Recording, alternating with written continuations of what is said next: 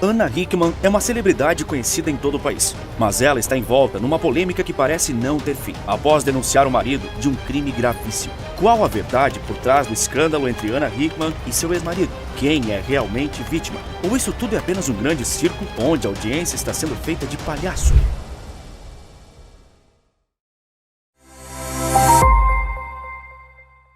A violência doméstica é um dos tópicos mais delicados de qualquer sociedade. Basta acompanhar as notícias que frequentemente você se depara com crimes domésticos nas manchetes. O Maestria nos Negócios repudia qualquer forma de agressão ou abuso, seja físico, verbal ou psicológico. Violência contra a mulher é crime e deve ser imediatamente denunciado, apurado e julgado com o devido rigor da lei. Afinal, o julgamento é o ponto-chave de todo e qualquer crime. A verdade deve ser encontrada, apesar das narrativas. Por isso, o canal não tem qualquer intenção de espalhar uma nova narrativa, nem de inocentar ou condenar qualquer uma das partes no caso de Ana Hickman e seu ex-marido, Alexandre Corrêa. Pelo contrário, esse vídeo serve justamente como um espaço para olhar os dois lados, criando um ambiente saudável para expor fatos e trazer debates que acreditamos ser necessários. Mas por quê? Porque, infelizmente, as notícias são unilaterais. Isso foi muito bem dito pelo conceituado jornalista Ricardo Feltrin. E aqui dou os créditos a ele por ter pontuado em toda essa polêmica como é importante se atentar aos fatos e não às versões por si só. Ana Hickman e Alexandre Corrêa se conheceram num clube noturno em São Paulo, no distante ano de 1997. Na época, ela tinha 16 anos, já ele tinha 26. Uma notável diferença de idade. No ano seguinte, os dois resolveram oficializar a união como um casal por uma razão específica. Ana Hickman, que era modelo, havia recebido uma proposta para trabalhar na França e precisava encontrar maneiras de se emancipar rapidamente, já que ainda era menor de idade. Segundo ela, Alexandre apresentou a solução. Os dois se casariam rapidamente, ela se emanciparia dos pais e depois eles poderiam se separar na mesma velocidade. E assim foi feito. A celebração aconteceu num clube noturno em que Alexandre trabalhava à época. A ideia de se casar foi num piscar de olhos, mas o casamento em si durou muito tempo. Eles ficaram juntos por 25 anos e tiveram um filho, que tem o nome do pai e o apelido de Alezinho. Ele tem apenas 10 anos, e foi nessa idade que ele viu o casamento dos próprios pais desmoronar diante de seus olhos. Mesmo antes da denúncia de agressão, havia relatos que eles brigavam com alguma frequência e descreviam os dois como um sendo sem paciência e o outro com pavio curto. Hoje é de conhecimento público que muitas brigas eram originadas por questões financeiras. A empresa do casal ia de mal a pior. Com dinheiro em jogo, as discussões se tornaram fartas. Por incrível que pareça, duas personalidades, alegadamente tão explosivas, conviveram juntas por 25 anos. O que parecia ser um casamento longevo, pronto para alcançar a eternidade, se tornou capa de jornal. Foi parar na boca do povo brasileiro. Você muito provavelmente viu as pessoas falando do que aconteceu com a Ana Hickman. Mas será que elas sabem realmente do que estão falando?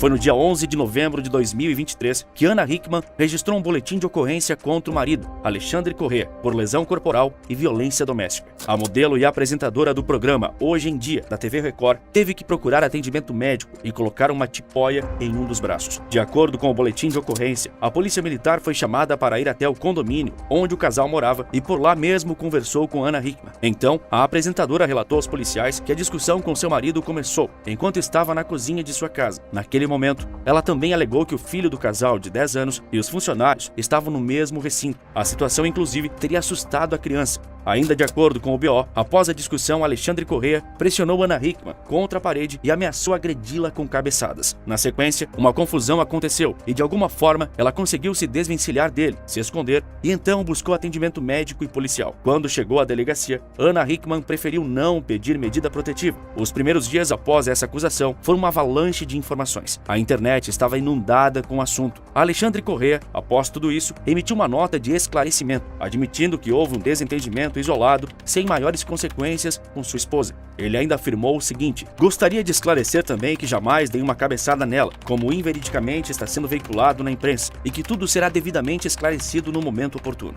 Como ele mencionou, no momento oportuno. Esse momento oportuno pode não ter chegado ainda, mas é bom para você observar como não existe mais a hora perfeita no mundo moderno. As coisas acontecem em segundos e um minuto depois, todo o país já definiu sua opinião derradeira nas redes sociais. Mas é importante ter paciência para ver como as situações se desenrolam. Um bom exemplo disso é como dias após o boletim de ocorrência de Ana Hickman e a posterior nota de Alexandre Corrêa, veio à tona uma terceira versão, a da cozinheira do casal, que estava presente durante a discussão. De acordo com Alexandre Corrêa, a cozinheira chamada Maria da Anunciação Lima trabalhava há pelo menos 3 anos na residência em que ele morava com Ana Hickman e o filho. Ela prestou depoimento à polícia. Nele, Maria declarou que nunca presenciou qualquer tipo de agressão física, mas que sempre percebia discussões entre Alexandre Corrêa e Ana, e que geralmente o motivo das brigas era por questões financeiras. Ao falar sobre o ocorrido no dia 11 de novembro, Maria declarou que por volta das 3 da tarde estava na cozinha do imóvel trabalhando e que Ana estava conversando com o filho do casal sobre questões financeiras da família. Durante essa conversa, Alexandre teria entrado na conversa de forma agressiva. Ainda de acordo com a cozinheira, a discussão teria se desenrolado e, mais uma vez, é dito que o filho do casal havia ficado bastante nervoso e ido para o quarto.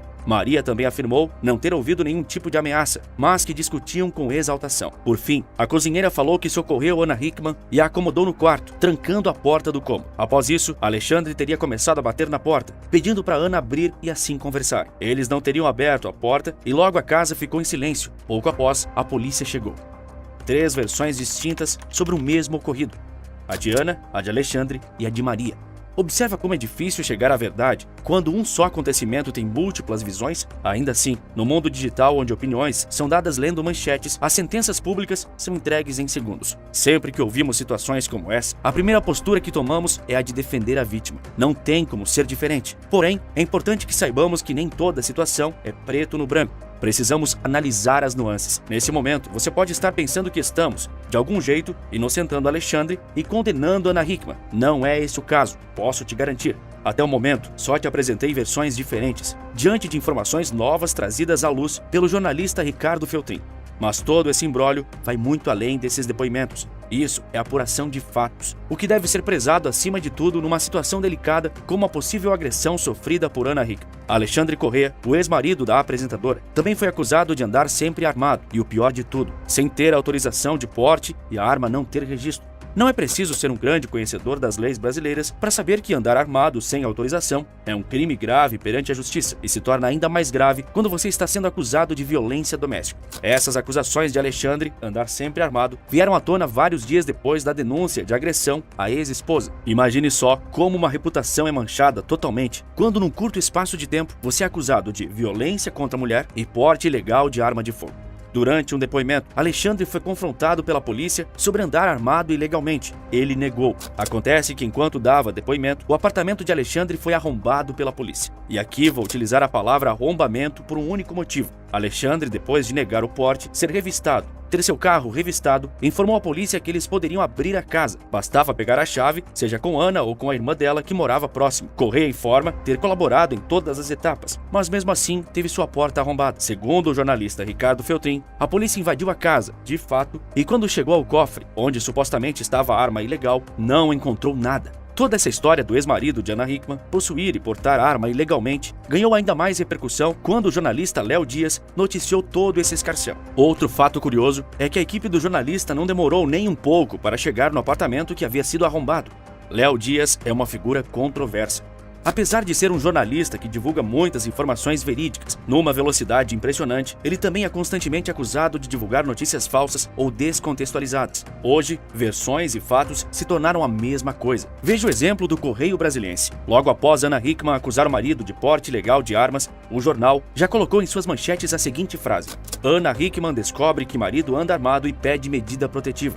Se você, sem qualquer informação anterior, lê essa manchete, qual seria a sua reação imediata? Concluiria que é uma afirmação ou uma confirmação de um fato? Essa é uma diferença importante. Todos nós podemos afirmar algo, mas nem todos nós podemos confirmar algo. Provas incontestes são necessárias para uma confirmação. As provas do porte ilegal de armas por parte de Alexandre Corrêa ainda não foram encontradas. Outro ponto sensível de toda essa história é uma notícia relatada novamente por Ricardo Feltrin, a da modelo ter falsificado provas. O jornalista diz que ela usou trechos editados de um reality show da família, onde ela e o ex-marido assumidamente interpretavam personagens caricatos, como provas contundentes do comportamento abusivo de Alexandre. Seria uma espécie de ficção como forma de comprovar a realidade. Lembra que inicialmente Ana Hickman havia negado medida protetiva? Quando a acusação do porte de arma veio à tona, ela fez o pedido. Com base na Lei Maria da Penha, Ana Hickman entrou com um pedido de divórcio, que deveria ser feito de forma agilizada, pois se baseava na lei que combate violência à mulher. Mas esse pedido foi negado pela Justiça Criminal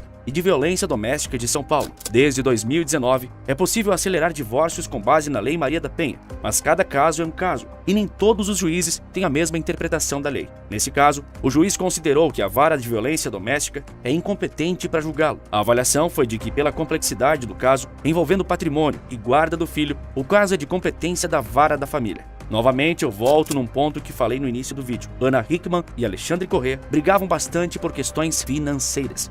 A empresa dela está muito mal das pernas. A situação é tão crítica que ela contratou uma outra companhia, a Legend Investimentos, para realizar uma reestruturação econômica. A empresa tem 40 milhões em dívidas. Os bancos que concederam o dinheiro já estão cobrando as dívidas na justiça, como Bradesco e Safra. O Banco do Brasil cobra em ação judicial o valor de R$1.200.000 por um empréstimo pessoal da apresentadora. Por sua vez, Alexandre Corrêa responde a uma ação de ordem de despejo por aluguéis atrasados que já chega a R$300.000. Ana Hickman diz que afastou o ex-marido do comando da empresa antes do término justamente por causa dessas dívidas, mas ela não conseguiu provar que não sabia da incompetência do ex-marido antes disso. Contudo, aparentemente Ana Hickman está se dedicando bastante para recuperar a força financeira de seus empreendimentos. Ela mantém um canal aqui no YouTube, postando vídeos de sua rotina e especialmente de culinária. Noutras redes sociais, como o Instagram, ela também é bastante ativa. Após a denúncia contra o ex-marido, ela usa a plataforma até como forma de conscientização de combate à violência contra a mulher. Uma atitude louvável, mas que acaba sendo ofuscada pela quantidade de publicidade na postagem. Ela não perde tempo em promover os itens da própria marca, como óculos, joias e sapatos. Todos os crimes devem ser punidos, mas antes disso, eles devem ser investigados para que se forme um julgamento isento. Com a internet, os julgamentos não acontecem mais em tribunais de fato, eles acontecem nas redes sociais. O tribunal da internet é implacável. O movimento de denúncia de abusos e agressões contra mulheres vem ganhando força e isso, com certeza, é uma conquista importantíssima. Aquelas que foram vítimas merecem justiça. O problema está quando essa luta é utilizada de forma inadequada por pessoas oportunistas que prejudicam tanto pessoas inocentes quanto outras vítimas de abusos que têm seu sofrimento verdadeiro invalidado. Veja bem, aqui não estou falando de Ana Hickman, estou falando de grandes exemplos que repercutiram no planeta inteiro.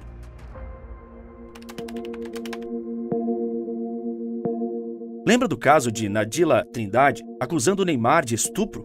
A imagem do jogador foi manchada rapidamente e pouco depois descobriu-se que era uma grande mentira contra ele. Esse é o primeiro exemplo que vem na cabeça de um brasileiro quando falamos de acusação falsa de um crime sexual ou de violência doméstica. Mas existe um outro grande caso e que repercutiu mundialmente que exemplifica isso da melhor maneira possível, com uma enxurrada de provas da mentira e com um julgamento já finalizado. O escândalo entre Johnny Depp e Amber Heard. A carreira do ator quase foi destruída. Ele sofreu ameaças, ódio e cancelamento. Já sua ex-mulher se aproveitou dos holofotes para ganhar ainda mais destaque em sua carreira e se apresentar como porta-voz de movimentos feministas. O caso se arrastou por muito tempo, até que a verdade realmente viesse à tona. Johnny Depp e Amber Heard começaram a namorar em 2012 e se casaram em 2015, mas não durou muito. Isso porque já em 2016, o casamento acabou com ela pedindo o divórcio e também uma medida protetiva ao aparecer em um tribunal americano com a bochecha machucada. Na ocasião, ela disse que Johnny Depp havia atacado ela violentamente. Amber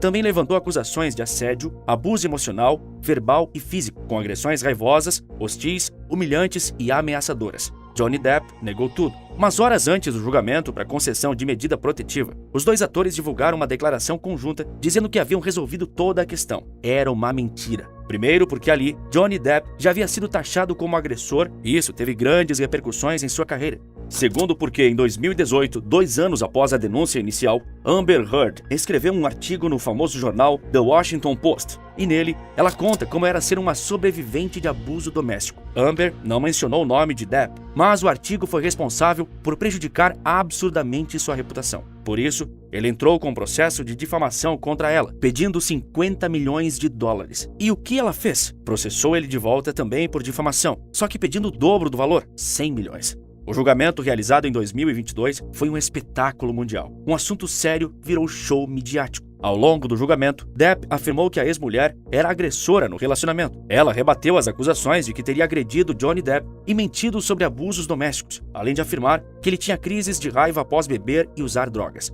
Depp alega que Heard foi a agressora na discussão e cortou a ponta de um de seus dedos com uma garrafa de vodka. Todas essas acusações, as reviravoltas, os depoimentos e o veredito do julgamento repercutiram amplamente na internet. O julgamento em si foi transmitido aqui mesmo pelo YouTube, atraindo centenas de milhares de espectadores para as audiências que duravam várias horas. No TikTok, vários vídeos curtos de depoimentos e momentos de debates conquistaram bilhões de visualizações. Imagine o que acusações não totalmente comprovadas podem causar à reputação de um homem que está sendo julgado, não só por um juiz, mas pelo mundo todo. No fim, Amber Heard e Johnny Depp foram condenados por difamar um ao outro. Porém, isso não conta a história completa por si só. Afinal, foi ela condenada a pagar a maior multa, no valor de 15 milhões de dólares. Por sua vez, Depp foi obrigado a pagar 2 milhões a ela. Amber disse após a sentença que sua decepção ia além de palavras. Mas, na realidade, sua decepção era o fato de suas mentiras terem sido descobertas. O tribunal concluiu que ela agiu com malícia ao espalhar declarações falsas sobre Johnny Depp.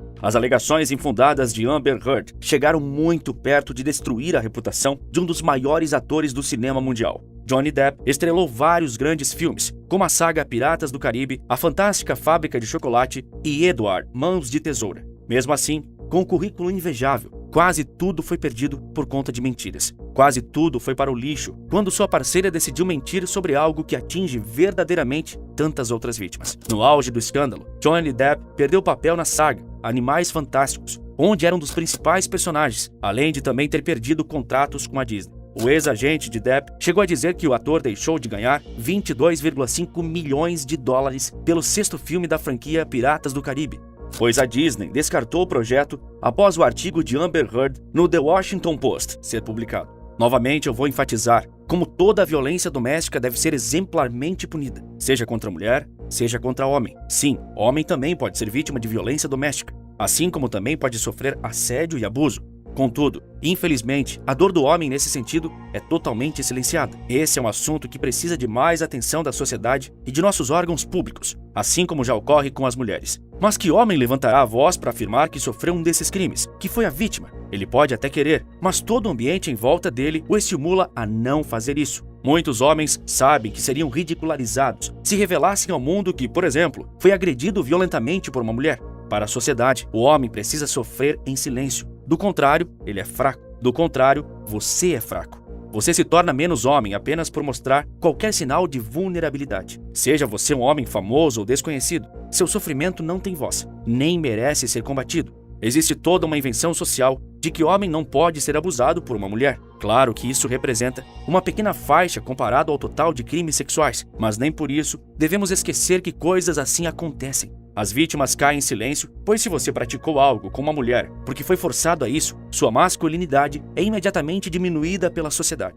Talvez até te chamem de sortudo. Imagine, cometeram um crime contra você. Isso é sorte? Os homens vítimas de violência doméstica ou crimes sexuais estão largados pela sociedade. Já aqueles homens vítimas de denúncias falsas também enfrentam uma árdua batalha para limpar os próprios nomes, como foi o caso de Johnny Depp. Sua imagem quase foi pro lixo, mas o caso dele é uma exceção, porque teve um final feliz, onde a verdade prevaleceu. Mas quantos são afundados pela mentira? Para entender melhor casos assim, eu fiz um documentário completo sobre a diminuição que os homens constantemente sofrem na sociedade. Desde a femininização do homem moderno, até casos absurdos como a ridicularização de Terry Crews por ter tido coragem de falar sobre o crime cometido contra ele. Isso tudo você pode conferir no Maestria. Esse vídeo teve a intenção que pontuei lá no início: investigar o potencial caso de agressão sofrida por Ana Hickman pelo ex-marido Alexandre Corrêa, sempre tomando como base ouvir todos os lados dessa história. Durante todo o processo de investigação, realizada pelo jornalista Ricardo Feltrin, ele entrou em contato com a assessoria, com os advogados e com a própria Ana Hickman, mas nunca foi respondido a respeito de nada. O silêncio imperou da parte dela. A verdade não é construída por meio de um só ponto de vista. Ela tem vários atores. Aqui, eu não estou alegando de que Ana Hickman mentiu sobre ser agredida ou qualquer coisa do tipo. Eu só quero entender e te ajudar a entender por que um caso que deveria servir de exemplo de justiça está se tornando um circo midiático, que mensalmente reaparece como uma nova polêmica para voltar aos assuntos do momento. Se ela de fato tiver sofrido violência doméstica, Alexandre Corrêa deve ser punido com todo o peso da lei. Se as alegações forem improcedentes, como o do porte de arma, então ela terá que se explicar à justiça. Assim deve ser a vida e a aplicação da lei, observando os fatos e esquecendo as narrativas. Se você gostou, peço que compartilhe para que mais pessoas enxerguem o outro lado da moeda também. Todo comentário, opinião e debate são muito bem-vindos aqui. Agora, se está preocupado com o futuro e com o poder de compra que só cai, afinal, somos brasileiros e moramos no Brasil, eu criei uma aula gratuita, onde ensino com maestria como pessoas simples podem ter resultados como esse. Se você se considera uma pessoa comum, é para você mesmo que fiz essa aula. Basta clicar no primeiro link aqui embaixo que eu te vejo do outro lado em poucos segundos. Os pastores estão enriquecendo às custas dos fiéis? A fé realmente virou mercadoria? É o resultado dessa investigação que eu te conto no vídeo que está aparecendo aqui na sua tela. E se você gosta de um conteúdo geopolítico e militar, não perca tempo e conheça o Maestria Militar. É só clicar aqui na tela que eu te vejo lá. Por esse vídeo é isso. Um forte abraço e bons negócios!